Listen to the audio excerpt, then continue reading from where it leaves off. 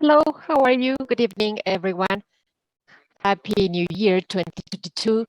Welcome again to our monthly sessions of the Mexican College of Critical Care. It is a pleasure to be with you again after last year that was quite intense with many activities with our National Congress, etc.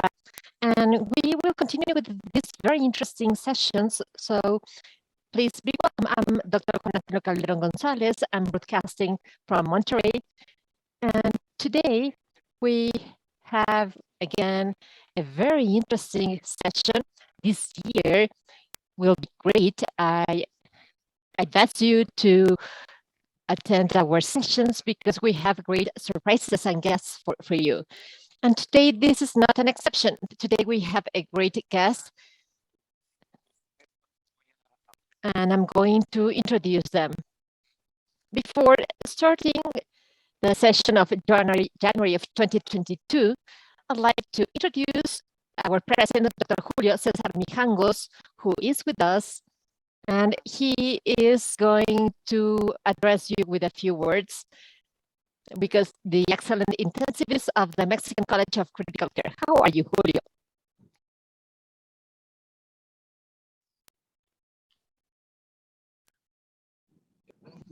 Hello, good evening.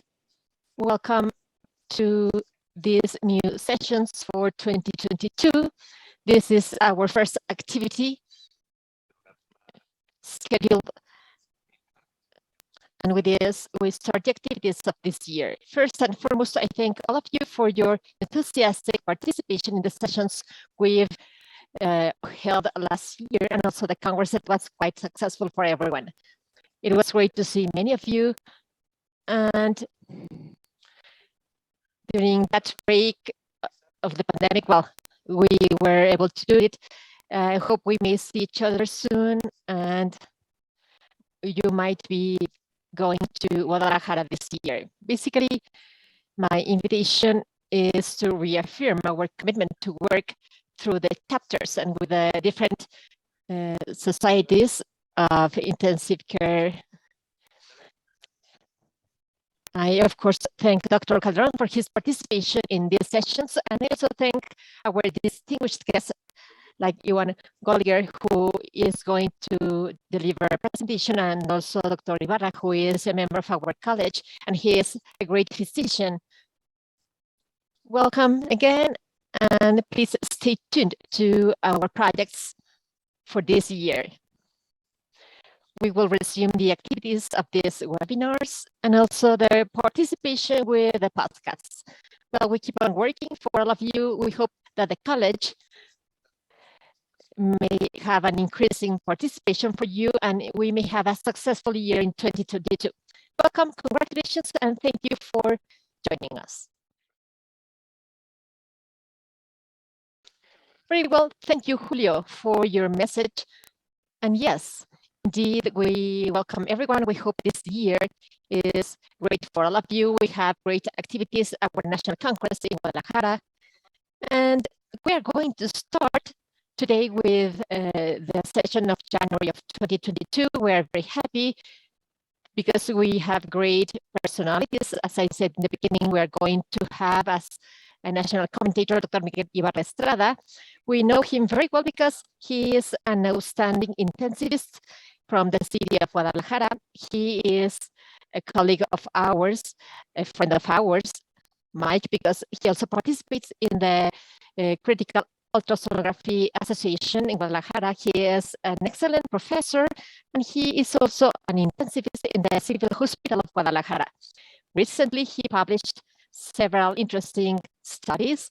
These are relevant papers in indexed journals about important topics like awake prone, and he has participated in some important publications about mechanical ventilation, etc., especially now with the pandemic of COVID-19. So he is an excellent and outstanding intensivist nationwide, and our international speaker, Dr. Ewan Goliger, as you might know him, he has participated in many big trials worldwide. He has more than 90 indexed papers about different topics, but mainly about mechanical ventilation, protective mechanical ventilation. He has published many papers that you've read for sure, because they are multi-center studies. So we welcome Dr. Ewan Goliger from Canada. He is assistant professor in the University of Toronto, and he is in the General Hospital of Toronto, and he is going to be delivering this presentation fully live. So at the end, we will have a Q&A session, and we can have your comments. They will be conveyed to Dr. Ewan fully live, and also to Dr. Miguel Ibarra. So please be welcome. Enjoy this great conference by Dr. Ewan Goliger from Toronto, Canada. Thank you very much. We are going to start now.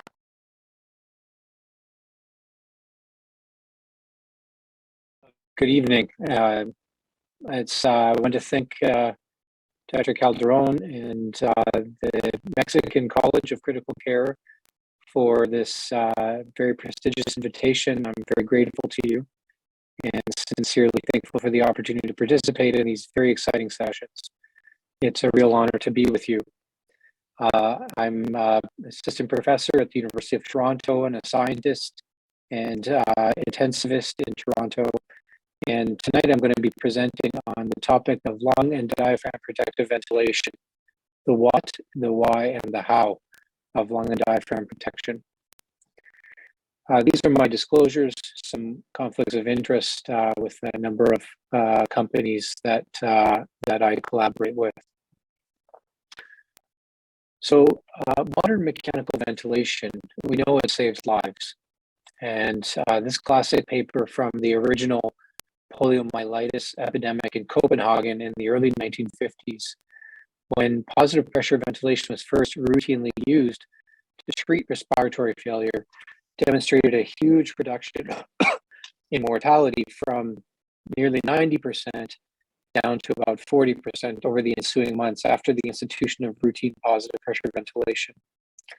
And there is no question that the ventilator is a life-saving tool that has saved many lives even during the recent COVID-19 pandemic, and continues to be the very centerpiece of intensive care medicine.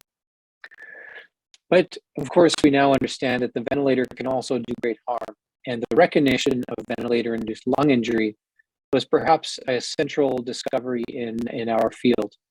And this classic paper by Webb and Tierney demonstrated that the use of very high pressures resulted in a rapid hemorrhage and necrosis of the lung tissues, and that limiting the pressures with ventilating the lung with low pressures or with a moderate level of PEEP tended to reduce the degree of lung edema and injury.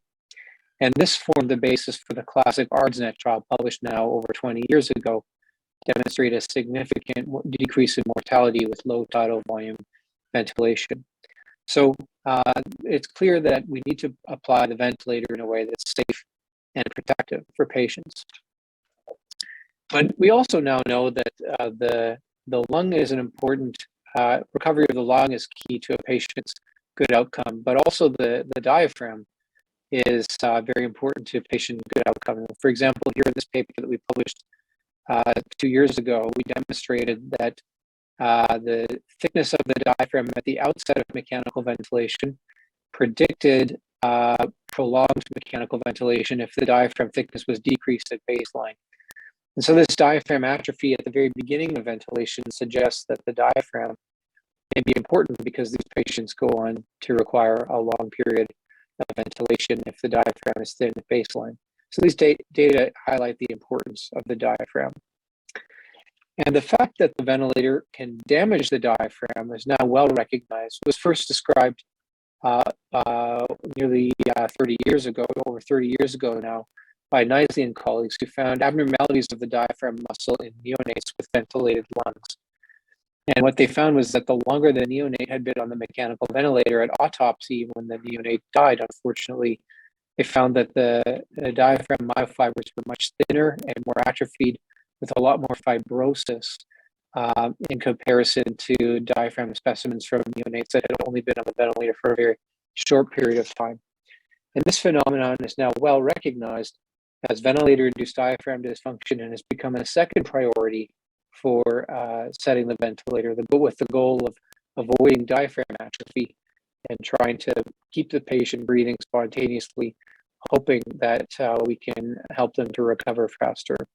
So this talk is really about how do we integrate the idea of lung protection with the idea of diaphragm protection. I'll present evidence on both fronts and an integrated approach and emphasize the central importance of actually paying attention to how much patients are breathing when they're on the ventilator. So this paper by Dreyfus and colleagues is a classic paper in the study of ventilator-induced lung injury. This was the paper that really gave rise to the Biotrauma concept.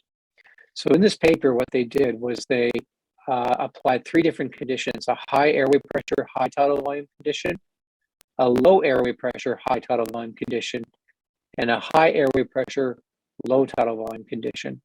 And what they were trying to establish, of course, is whether airway pressure or tidal volume was the main determinant of lung injury. And what they found, of course, as you well know, is that the rabbits ventilated with a high pressure, high volume strategy, and the rabbits ventilated with a low pressure, high tidal volume strategy had a much higher levels of extravascular lung water, lung weight, and permeability, suggesting that the injury is primarily driven by the magnitude of the tidal volume.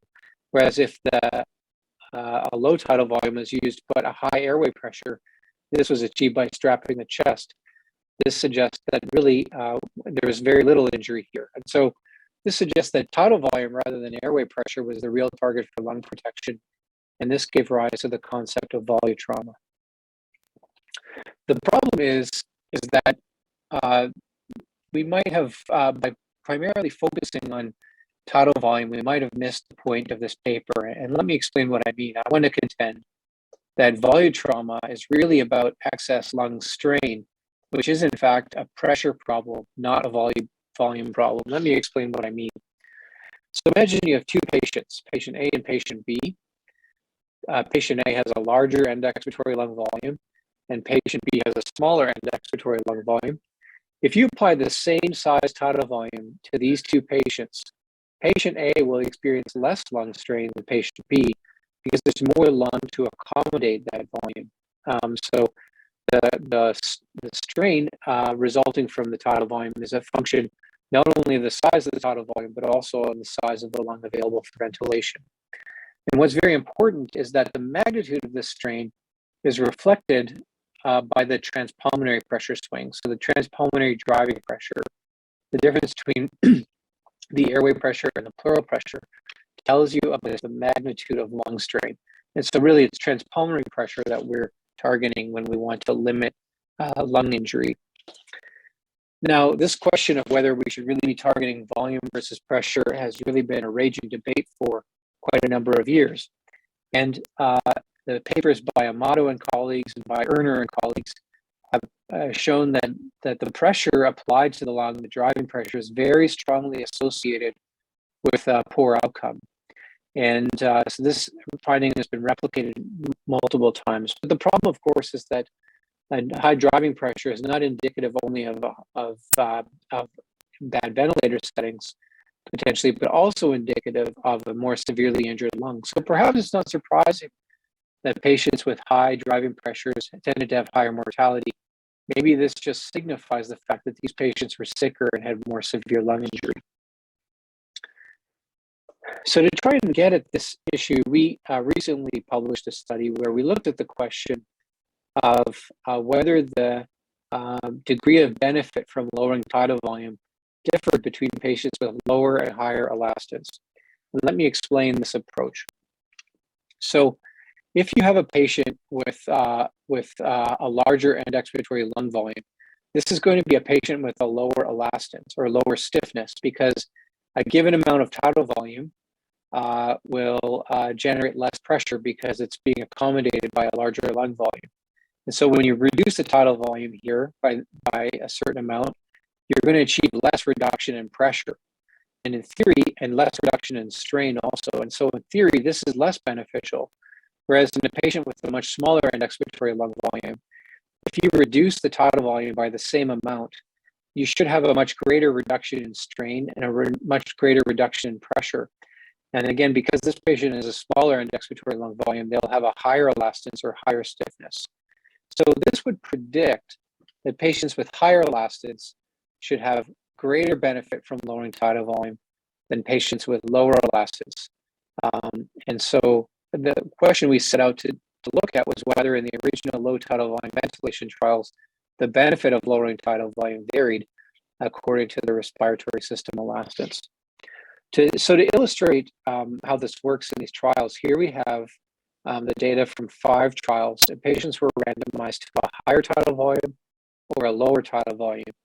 And here we show the distribution of tidal volume according to the respiratory elastance of the patients. So you can see that patients with low elastance tend to have about 12 mils per kilo versus about 7 mils per kilo. And patients with high elastance had slightly less separation in tidal volume. So you see about 8 mils per kilo versus 5 mils per kilo or 9 mils per kilo versus 5 mils per kilo in the patients with higher elastance. So if anything, there's better separation in tidal volume at low elastance and less separation in tidal volume at higher elastance. And this is really because these high tidal volume strategies still limited airway pressure to some extent. So that forced the tidal volume down to some degree when elastance was higher. By contrast, you can see the driving pressure is very low in both groups at low elastance, and then very, very high in the patients with high elastance, a much larger difference in driving pressure between groups at high elastance and a much smaller difference between groups at low elastance. So if it's the case that the benefit of lung protection is achieved by lowering tidal volume, then the benefit of these strategies should be the same basically across all of the patients, regardless of their elastance, because you have a similar reduction in tidal volume across elastance.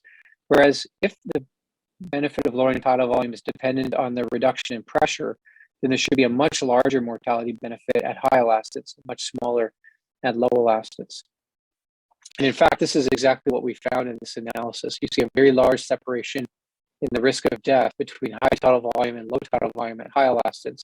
But at low elastance, there's a very small difference in airway pressure. So this suggests really that the greatest benefit of lowering tidal volume is achieved in patients with high respiratory system elastance.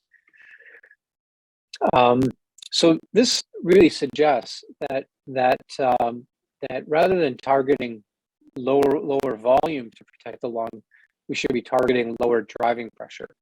And here you can see that even in the high tidal volume group, when the driving pressure was 15 centimeters of water at a tidal volume of 12 mils per kilo, i.e. these patients with very low elastance, you can see there's really no mortality benefit from lower tidal volume. The probability of benefit was less than 50%.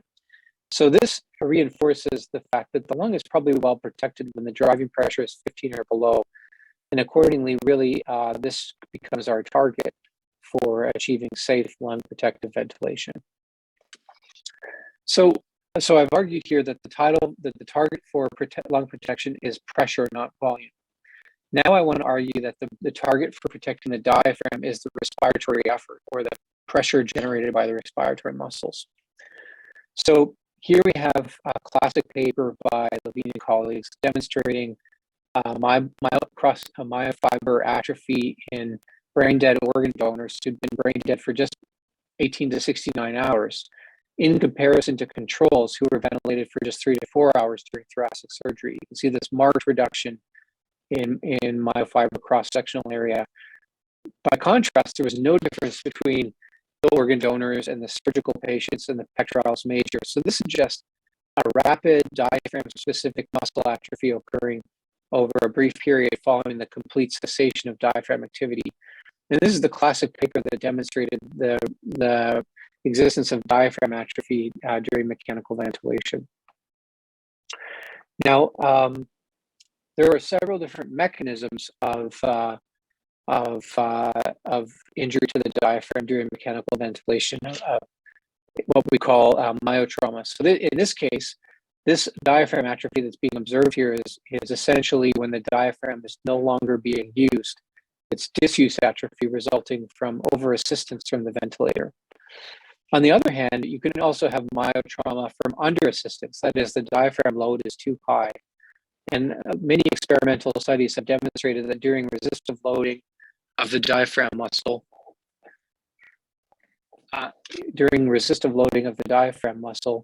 the muscle architecture goes from this very nice, well-organized pattern of architecture shown here on the left to this very disorganized, badly damaged, fragmented architecture shown here on the right. And you can see here inflammatory cells infiltrating the muscle tissue.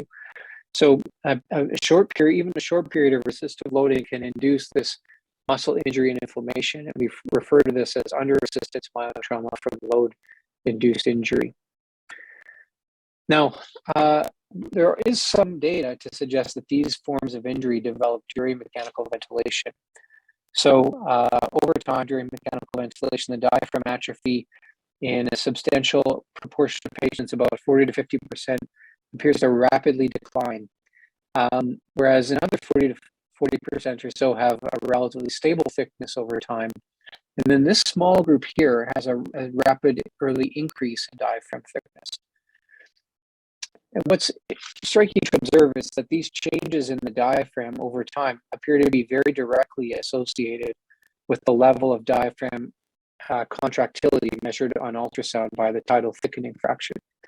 So patients who had very low level of diaphragm activity with no thickening of the muscle during inspiration had a rapid decline in diaphragm thickness over time. And interestingly, this rapid increase in diaphragm thickness over time appears to be associated with very high level of diaphragm contractility. And there seems to be an intermediate level of contractility which is associated with a relatively stable level of effort over time. So this suggests that a moderate level of respiratory effort during ventilation should be able to avoid both decreases in diaphragm thickness and increases in diaphragm thickness. And avoiding both decreases and increases in diaphragm thickness seems to be important because both decreases and increases appear to be associated with prolonged mechanical ventilation. So you see here that the more the diaphragm decreased from baseline on any given day, the lower the probability that the patient would be liberated from mechanical ventilation. And interestingly, the more that the patient was, the diaphragm increased from baseline, the lower the probability of liberation from ventilation. So this suggests that really we want to keep the diaphragm at a relatively stable thickness over time and avoid both insufficient effort leading to atrophy and excessive effort leading to an increase in thickness. And we hypothesize, although we haven't yet been able to prove this, that this increase in thickness represents not hypertrophy, which would take weeks to develop, but rather an acute muscle inflammation and edema from possible load-induced injury. And these findings would predict that the optimal level of effort, this moderate level of effort, would be associated with the shortest duration of ventilation. And in our data, that's exactly what we found.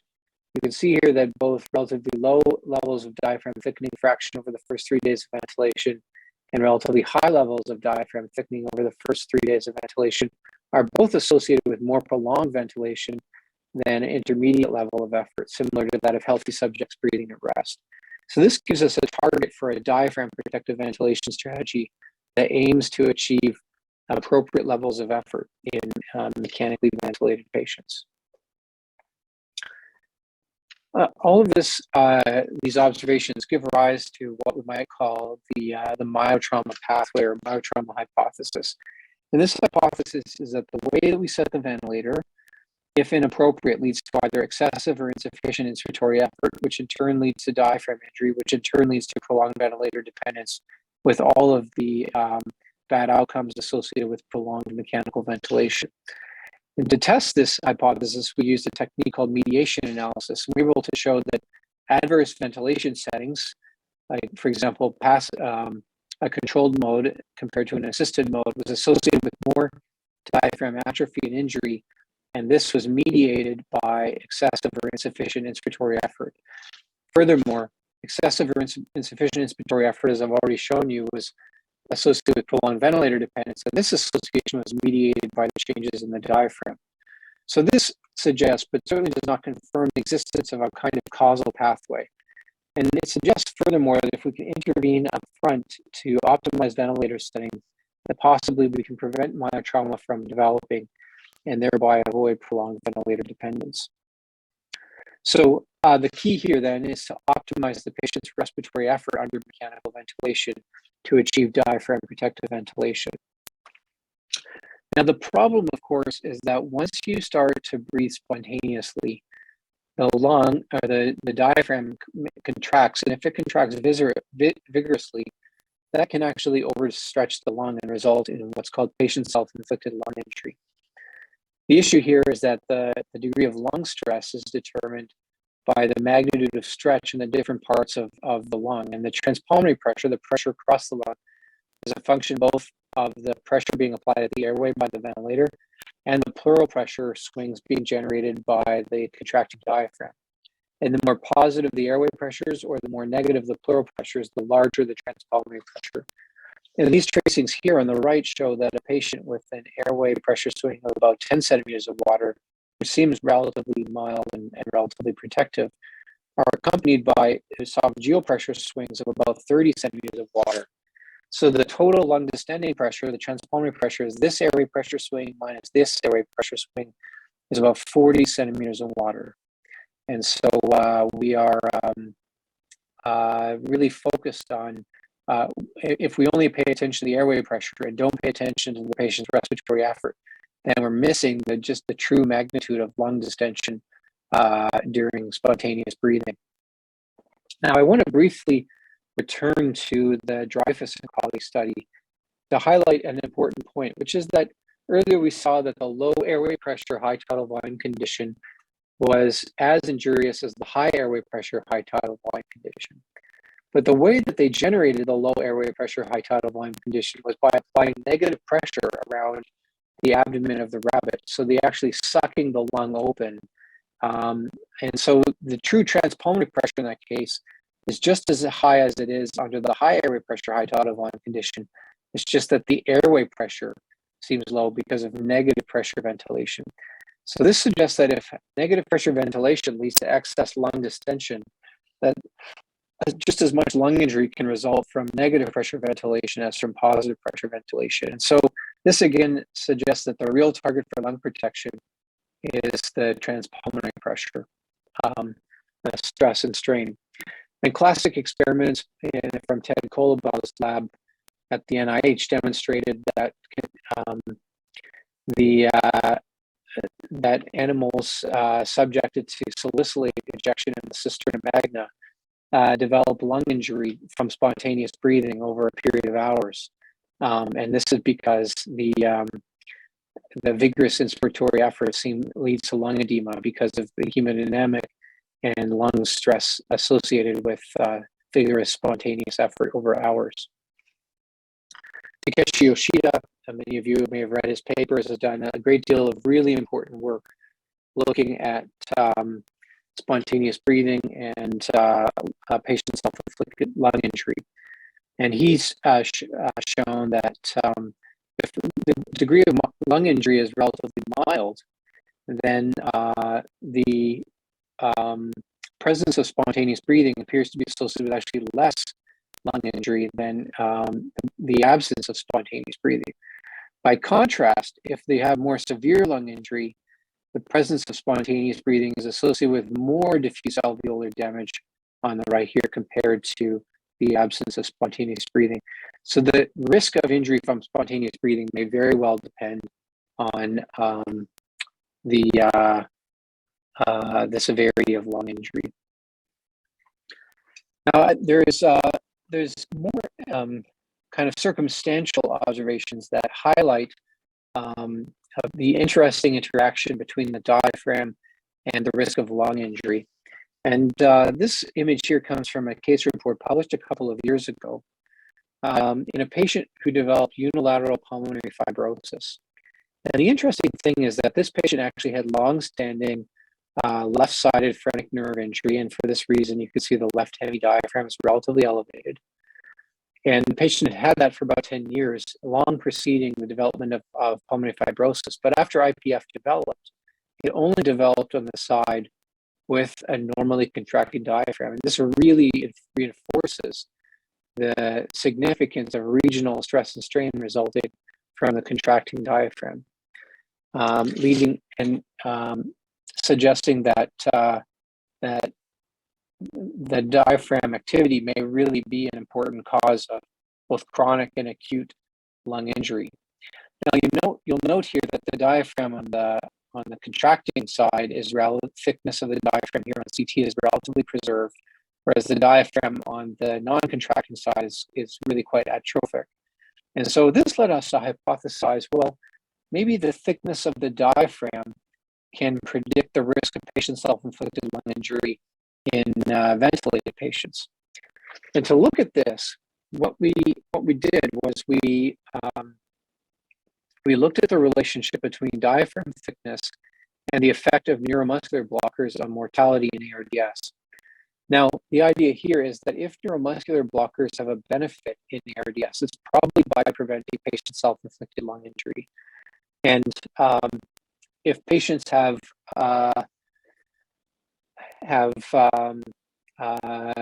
thick diaphragm, if they're at higher risk of patient self-inflicted lung injury, then they should have a benefit from the application of neuromuscular blockers. And by contrast, if patients have a thin diaphragm, they're probably at relatively low risk of patient self-inflicted lung injury, and therefore they may have greater harm from neuromuscular blockade without any benefit. And of course, you'll know from trials that the ROSE trial, for example, demonstrated no mortality benefit to the use of early neuromuscular blockade in ARDS. And similarly, in our observational diaphragm study cohort, we found that there was no significant relationship between the use of neuromuscular blockade and the clinical outcome. But when we split these patients into patients who had a lower baseline diaphragm thickness and a higher baseline diaphragm thickness, what you can see is that in the low baseline diaphragm thickness, the use of neuromuscular blockade was associated with much lower survival than no neuromuscular blockade. By contrast, in patients with high diaphragm thickness at baseline, this relationship was actually reversed. So the patients had better survival over time with neuromuscular blockade and lower survival without it.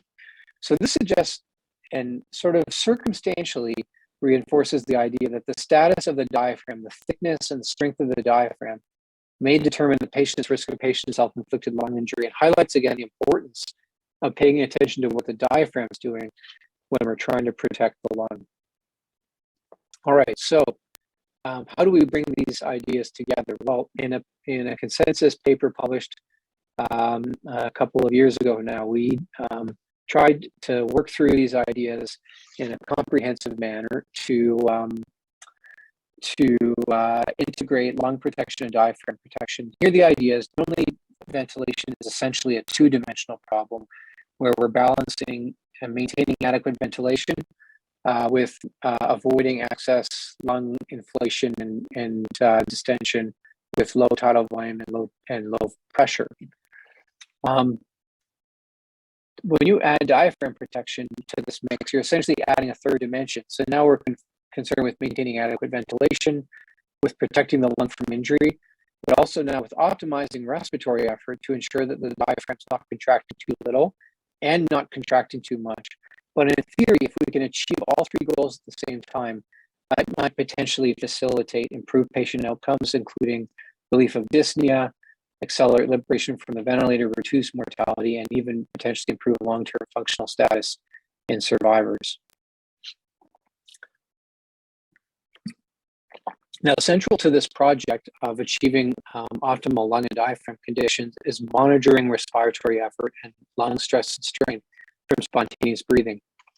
And here the esophageal balloon is perhaps the definitive technique, because when a balloon is in, you can see clearly the negative swings in esophageal pressure, signifying the magnitude of respiratory effort. And you can see the positive pressure swings in transpulmonary pressure that reflect the combined effects of the ventilator and the patient's effort on the lung. And so now we can directly monitor the risk of myotrauma and the risk of volutrauma from excess lung stress and strain. Now, of course, esophageal manometry is a very specialized technique. It's not available in every center. It takes some degree of skill and attention to monitor it correctly. But we have developed non-invasive techniques for monitoring respiratory effort and drive during mechanical ventilation. In fact, there's a number of different ways of doing this. So first of all, you can measure the driving pressure by applying an inspiratory hold, even during assisted ventilation. So many modern ventilators will allow you to apply an end inspiratory hold during assisted ventilation. And this allows you to measure the plateau pressure. And you'll see here that the plateau pressure is actually higher than the peak airway pressure, because the plateau pressure represents the lung distension from both the ventilator and from the patient. Secondly, the P01 is a measure of respiratory drive that's measured automatically in many ventilators and reflects the magnitude of respiratory effort. And the POC, or expiratory occlusion pressure, which is measured during a single expiratory hold applied to the ventilator, can signify the level of respiratory effort. And so now in my practice, I found that the expiratory occlusion pressure is something I measure every day on patients to try and achieve adequately protective conditions in terms of optimal respiratory effort. And it turns out that this POC measurement is actually very useful, because not only can you use it to estimate the magnitude of respiratory effort and assess the risk of injury to the diaphragm from insufficient effort or excessive effort, you can also use it to estimate the lung distending pressure, the transpulmonary pressure, and therefore assess the risk of patient self-inflicted lung injury. So first of all, this POC, so here you can see tracings of flow in the ventilator, airway pressure, and then with special monitoring techniques, you can measure the esophageal pressure and the transpulmonary pressure swing. And at the very bottom here, we have the diaphragm electrical activity, which is, as you know, another technique for monitoring respiratory effort. And so during assisted ventilation, if you apply an expiratory occlusion, you see this negative swing in airway pressure, which is the POC, and this reflects the negative swing in inspiratory effort as seen on the esophageal balloon. And the problem, of course, is that when you occlude the airway, the contracting conditions for the diaphragm are different than when the airway is open. So in order to correct for that difference, you can multiply the measured POC by a very simple correction factor. So you multiply the measured POC by 3/4 to estimate the PMUS, which is the magnitude of respiratory muscle pressure, the respiratory effort level. Secondly, you can multiply POC by 2/3 to get the esophageal pressure swing, which represents the pleural pressure swing. And then you can add this estimated pleural pressure swing to the airway pressure swing you can see on the ventilator, and this allows you to estimate the transpulmonary pressure swing. And this turns out to be quite an accurate technique for estimating transpulmonary pressure and for estimating respiratory effort. And so with this very simple maneuver, you have all the information you need to try to achieve lung and diaphragm protective conditions. And here in this paper where we validated this technique, we showed that it's extremely sensitive for excessive respiratory effort and excessive transpulmonary pressure. And if you go to this website here, pocc.coemv.ca, that's Center of Excellence in Mechanical Ventilation.ca, you'll see that there's an app there that you can even put on your phone that allows you to very rapidly estimate effort and transpulmonary pressure swing from the POC measurement. So to conclude, in terms of the lung and diaphragm protective approach, the target for lung protection should be pressure, not volume. In terms of protecting the diaphragm, the target should be the respiratory effort or the pressure generated by the respiratory muscles. And thirdly, to protect the lung from the diaphragm, the target should be the transpulmonary pressure, not just the airway pressure. And so the critical issue is to pay very close attention to the respiratory mechanics, the plateau pressure, the driving pressure, and the POC to assess mechanics and respiratory effort in order to minimize the risk of VILI, PCILI, and myotrauma, and to achieve lung and diaphragm protection. So I'll stop there, and I'll be very happy to take any questions you might have. Thank you very much.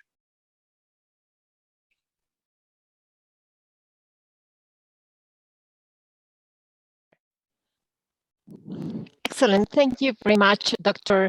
Ewan.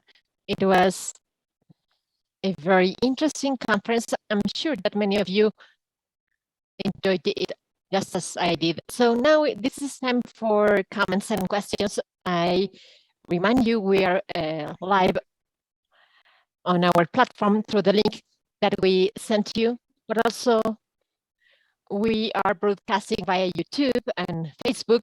So there are different ways to participate in this conference. For sure, you have some comments, some questions that you may ask us, and we will ask them to Dr. Ewan, fully live. Well, in the meantime, we're going to start with some comments from our guests. As I was telling you, we have Dr. Miguel Ibarra. Many of you know him. He is an excellent intensivist from the city of Guadalajara, a great friend of ours. He is part of our ultrasound group in Guadalajara. He works in the Civil Hospital of Guadalajara. Mike, do you have any comments, any questions? I'm sure that you do, because you also have published some interesting studies. You published in critical care recently. I don't know if you have any comments. Miguel, please, you have the floor. Yes, sure. Thank you very much, Dr. Ewan. This was an excellent presentation. There are many questions. Maybe you can talk about your experience. But before, I'd like to highlight that even though there are several causes of myotrauma, or this diaphragm trauma that Dr. described very well, apart from the under assistance, we have the over assistance, the eccentric contractions of the diaphragm, the longitudinal atrophy for excessive hip. It is important to say that the most common one is the under assistance. I'm sorry, the over assistance, when we don't let the patient to activate his own diaphragm. And here, it is much more important than we think to use the esophageal balloon, because sometimes you say, well, decrease sedation so that the patient triggers the ventilator, but it is very important to bear in mind that Dr. Ewan described this very well, that the fact that a patient triggers the ventilator does not guarantee that the diaphragm is being protected. Okay, doctor described very well that the level of effort needed in the patient to protect the diaphragm is to simulate an effort equal to a healthy patient with a calm or a quiet breath. So not only by triggering the ventilator means that the diaphragm is being activated enough. So putting a patient to a mode with spontaneous breathing and decreasing sedation, in that case, we are not achieving the goal. We need the esophageal balloon to monitor more accurately the magnitude of those efforts. And not only that, once we have sufficient efforts from the patient, what happens if they are excessive? Maybe we can have excessive transpulmonary pressure, pressures that are not safe. So now my question for Dr. Goliger is, if actually you think that, is it realistic to protect the diaphragm without an esophageal balloon, with, especially considering these other concepts of pendulum, the double triggering, double tidal volumes, the pulmonary vascular leak, related to excessive efforts is we have a esophageal balloon. But if we don't use it in each phase of the ventilation of the patient, I think that it is not very realistic to say that we are protecting the diaphragm if we do not take care of each one of these concepts. So what's realistic? Is it realistic to achieve this without an esophageal balloon? Well, this is, thank you, Dr. Ibarra. This is a very thoughtful question. I agree with you that we need to pay very close attention to what's actually going on inside the patient's chest. And one of the things that really fascinates me about mechanical ventilation is that for 60 or 70 years now, we've learned to pay more and more attention to what the ventilator is doing, but we're still not paying that much attention to what the patient's actually doing on the ventilator. And so, yeah, you're right, the esophageal balloon is a very powerful technique to have a very clear picture of how hard the patient's working to breathe and how well the lung is protected during mechanical ventilation. I would say that I think these new non-invasive techniques, the expiratory occlusion pressure that I highlighted to you in particular, is perhaps, while not quite as accurate and precise, is a very useful screening tool to detect a patient whose effort is absent. So if you go walk up to the ventilator and the patient's triggering the ventilator, or you see triggered breaths, but you apply the expiratory occlusion pressure, you'll often be able to see that the patient's effort levels are very low. Where sometimes what I see actually is that there's no effort at all against the occlusion. And in fact, the patient is auto-triggering. And so by examining the patient in this very simple way with the brief expiratory pause, you can actually see, is the patient making enough effort? Is the effort present? And often what you find actually is the effort is actually markedly elevated. And so this could either be an indication to say, okay, I need to put a balloon in this patient so that I monitor them closely and I see what's going on, or even just to act to reduce the pressures on the ventilator, to get the patient breathing more, to modify the sedation if needed to suppress the patient's drive to breathe. But I really, I want to highlight the very important point you made, that it's not enough just to see that the patient's triggering the ventilator. You really need to pay attention to the size of their efforts. And so the balloon or these more non-invasive techniques, I think, are both very useful.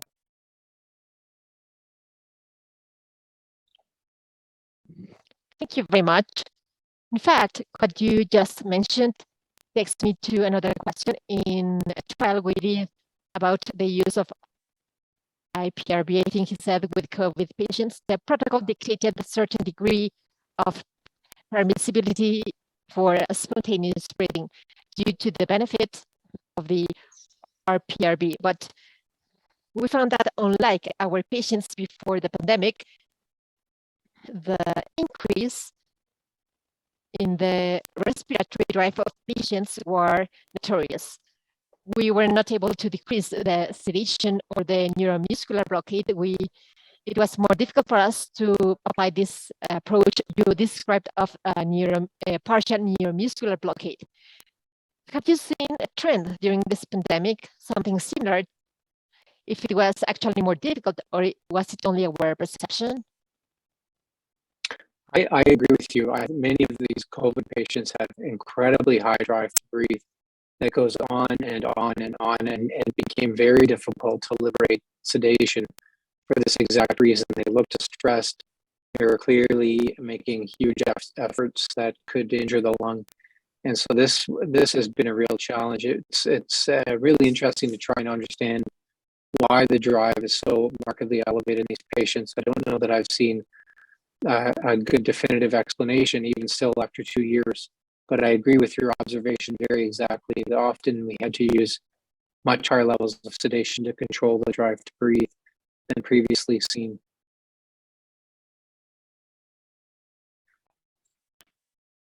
Thank you very much.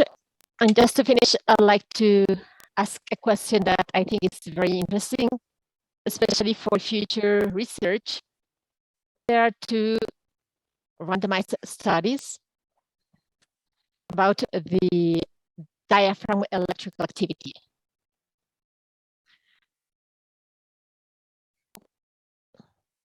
What's the potential of using diaphragm protection with this method?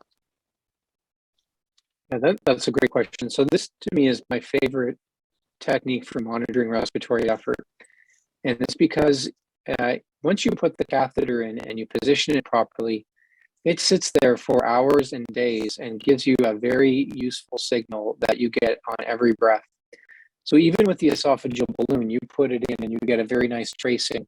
But unfortunately, the balloon deflates over time. The catheter malfunctions. You have to deflate it and reinflate it every time you make a measurement. So the balloon can be tricky, but the diaphragm electrical activity is a very nice, very stable signal.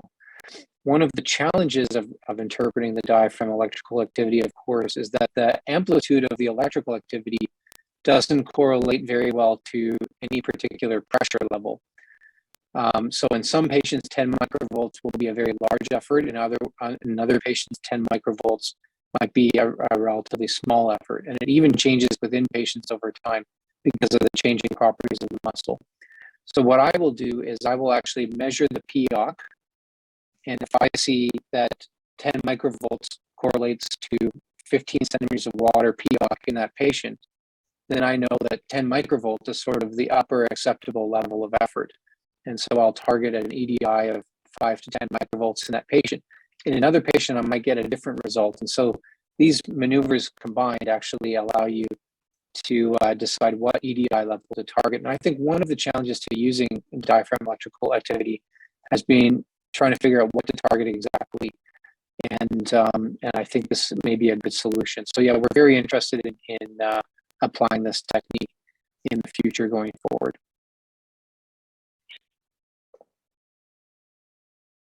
Thank you very much.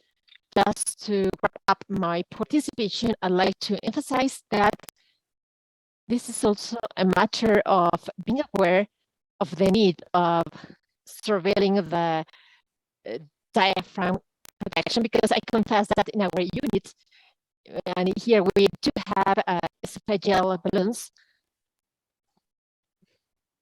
we always examine the aspiration, transpulmonary pressure, or the blood pressure during the days the patient is doing worse.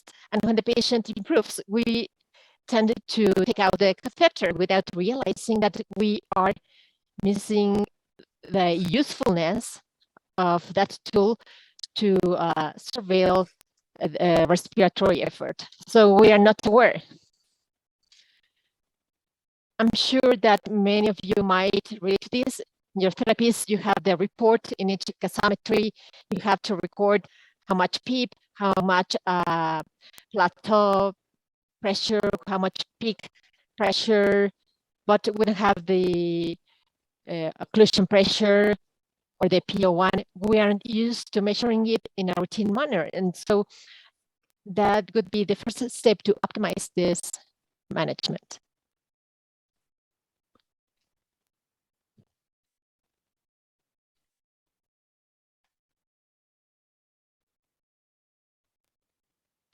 Very well, thank you, Mike. Thank you, Dr. Ewan. Excellent comments. We have some questions from our audience. I'd like to tell you that we have people who joined us from different countries of Latin America, not only from Mexico. We have people from Chile, Peru, Ecuador, Guatemala, Costa Rica, Spain, greetings to the Dominican Republic, Bolivia. And we have some questions. I'd like Dr. Ewan to answer, and also Mike. What's the usefulness of the evaluation of the diaphragm through echography? Dr. Ewan has participated in many important trials, especially with Dr. Martin Drest from France.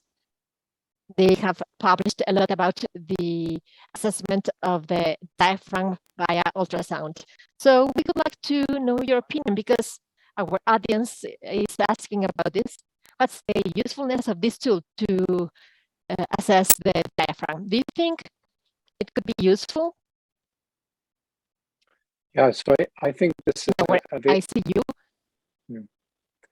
I think this is a very useful technique to diagnose diaphragm weakness in ventilated patients. So if I have a patient who's having difficulty weaning from mechanical ventilation, who fails a spontaneous breathing trial, then one of the important reasons for that potentially is that they have diaphragm dysfunction.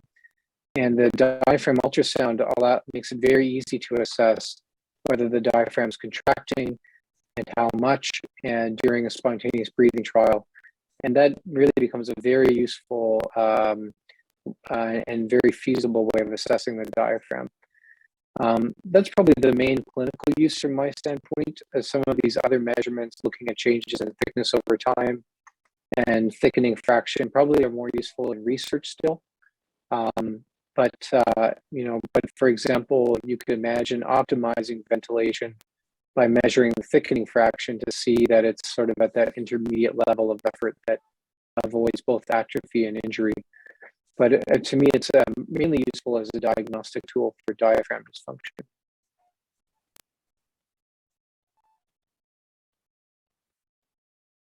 Thank you very much, Doctor. Would you like to comment anything?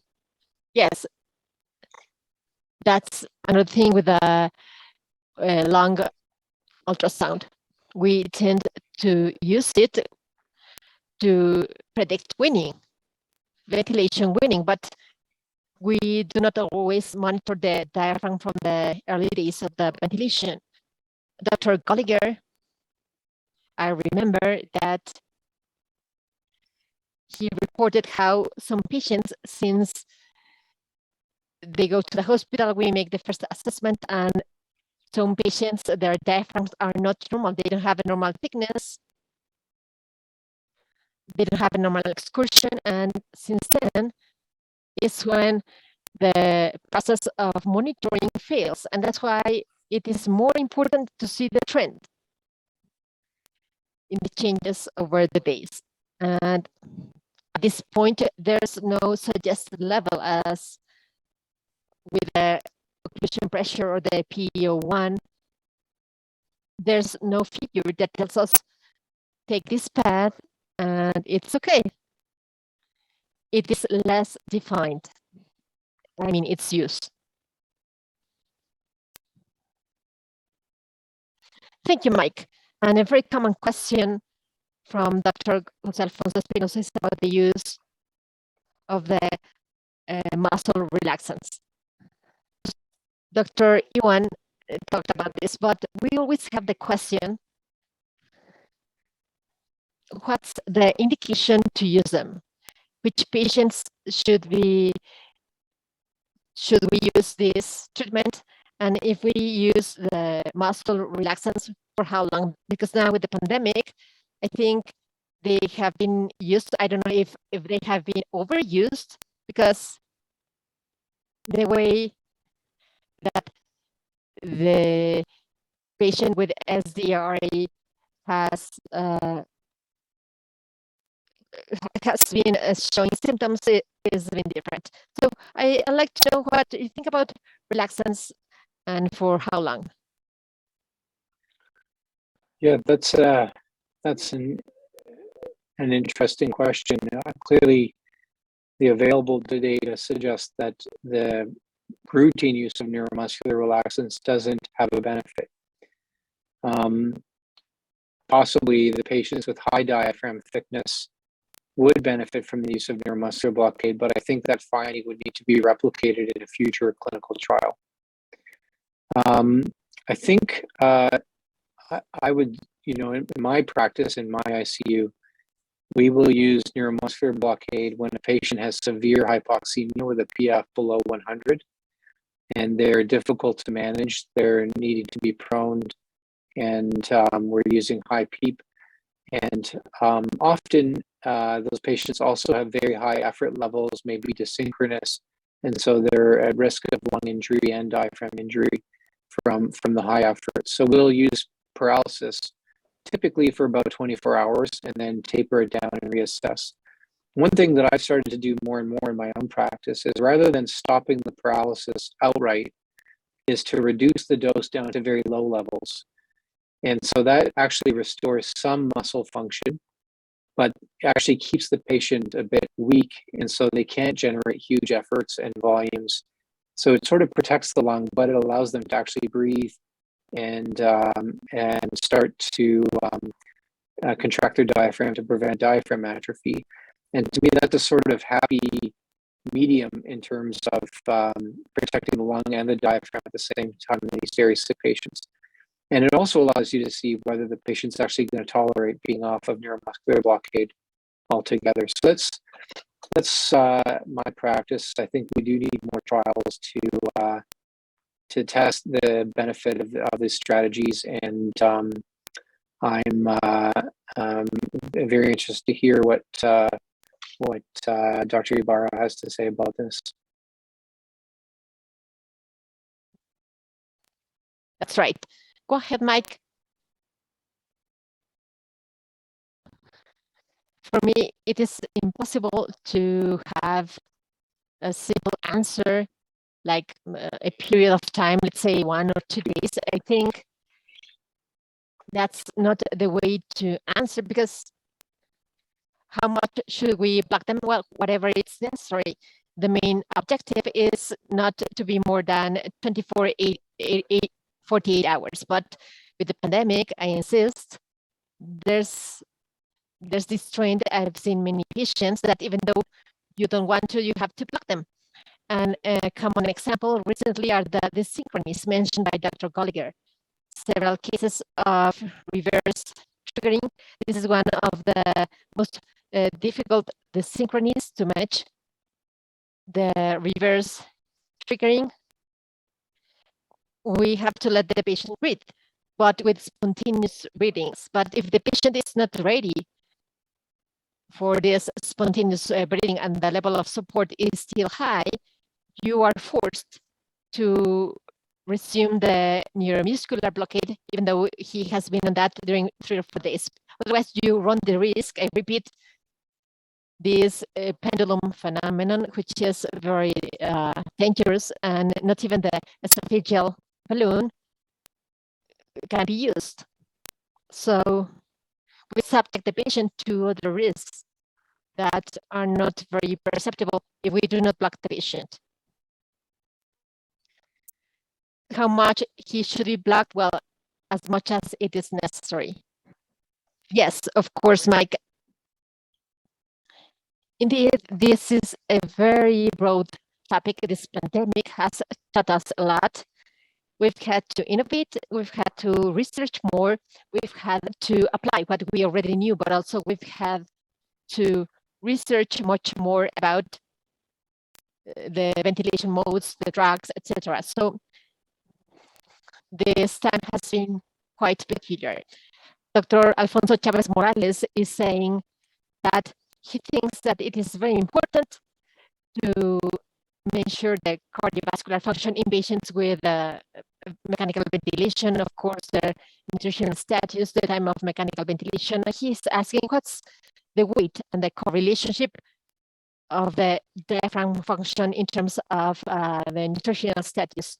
I think of us give a lot of importance to the nutritional status or condition and also the cardiovascular function, but I would like to listen to the opinion of Dr. Goliger about this, the role of nutrition, of diet in patients under mechanical ventilation.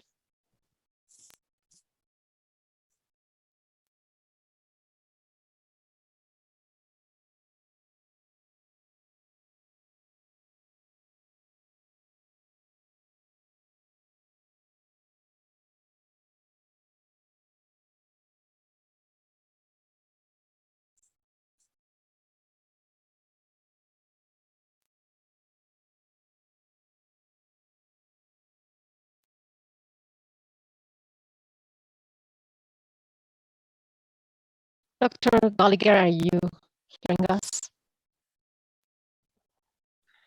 Okay, Miguel, can you hear us? Yo sí.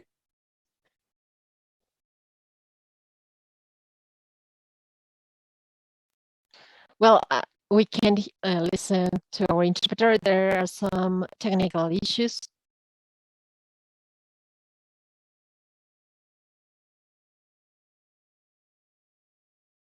Doctor, can you hear me now, Dr. Goliger?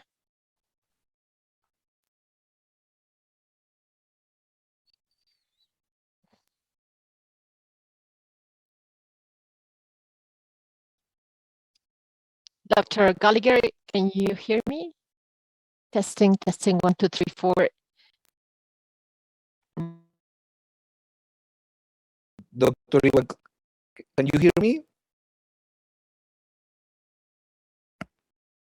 Can you hear me? Doctor, can you hear us? Can you hear me, the interpreter?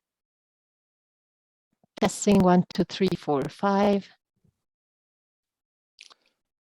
Bueno, probablemente el doctor tuvo algunos I think Dr. problemas. Goliger is having some technical glitches. Well, seemingly Dr. Ewan has some issues with his connection in Canada. As I told you, we are fully live, and with this, I'd like to finish our January session of this year that is starting.